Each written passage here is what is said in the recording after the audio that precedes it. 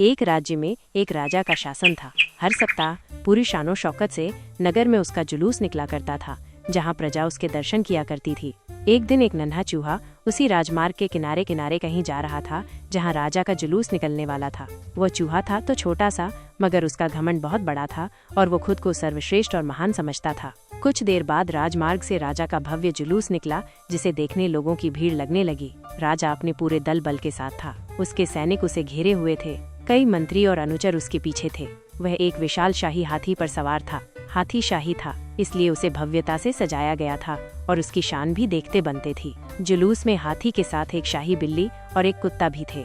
राजा का जुलूस देखने को उमड़ी भीड़ राजा के साथ साथ उसके शाही हाथी की भी प्रशंसा कर रही थी। ये सुनकर घमंडी चूहे को बहुत बुरा लगा। वो हाथी को गौर से देखने लगा, फिर सोचने लगा, इसमें ऐसी क्या खास बात है जो मुझ में नहीं? मैं भी उस जैसा ही हूँ। मेरे पास भी 2 आँखें, 2 कान, 1 नाक और 4 पैर हैं। फिर उसकी इतनी प्रशंसा क्यों? उसके विशाल शरीर के कारण, लंबी सूंड के कारण, छोटी छोटी आँखों के कारण या झुर्रीदार चमड़ी के कारण? किस कारण? एक बार तुम लोग मुझे देख लो, उस हाथी को भूल जाओगे। मैं हाथी से ज्यादा महान हूँ।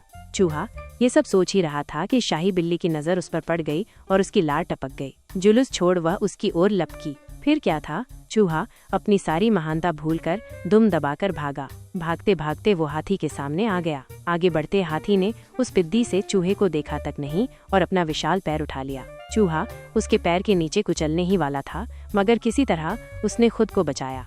वहाँ से बचा तो खतरनाक कुत्ता सामने था, जो उसे देखकर गुर्राया। चूहा पूरी जान लगाकर वहाँ से भागा और राजमार्ग के किनारे स्थित एक छेद में घुस गया। उसका सारा घमंड उतर चुका था।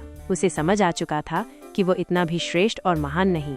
सीख, किसी से मात्र रूप रंग की समानता हमें महान नहीं बनाती। महान हमारे गुण और कार्य बनाते हैं।